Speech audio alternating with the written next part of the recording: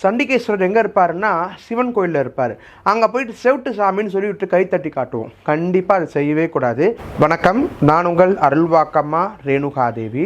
நிறைய பேர் எங்கிட்ட என்ன கேட்குறீங்க அப்படின்னா, அம்மா நம்ம குழந்தை படிக்கவே மாட்றான், நான் எவ்வளவோ முயற்சி பண்ணுறேன், எவ்வளவோ டியூஷன்ஸ் வைக்கிறேன், எவ்வளவோ எக்ஸ்ட்ரா நிறைய கிளாஸஸ் வைக்கிறேன், என்னென்னமோ பண்ணுறேன், ஆனால் என் குழந்தைக்கு படிப்பு புத்தி கூர்மை ஏற்பட மாட்டேங்குது. இந்த விக்கிரகம் பார்த்தீங்கன்னா சண்டிகேஸ்வரர் விக்கிரகம்.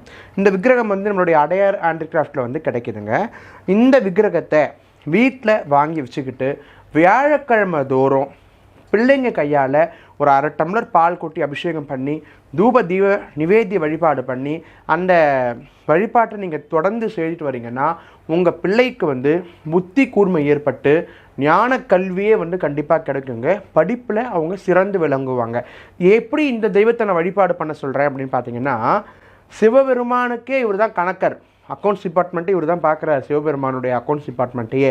ஆக ஞானம் பெற வேண்டும், புத்தி கூர்மை வேண்டும், கல்வி ஞானம் வேண்டும், கேள்வி ஞானம் வேண்டும் அப்படின்னா இந்த தெய்வத்தை தான் நம்ம வழிபாடு செய்யணும். சரிங்களா?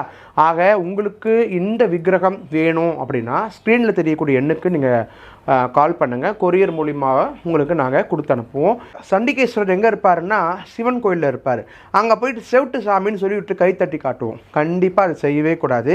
வெறும் கையை தான் நீட்டணும். நான் எந்த பொருளையும் கொண்டு போகல சுவாமி, நீங்கள் பார்த்துக்கங்க, எனக்கு சிவபெருமானோட அருள் எனக்கு பரிபூர்ணமாக கிடைக்க உங்களுடைய அருள் எனக்கு தேவைன்னு வேண்டிக்கிட்டால் மட்டும் போதும்.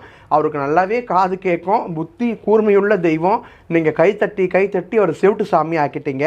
அந்த மாதிரி விஷயங்களை செய்யவே செய்யாதீங்க. நன்றி.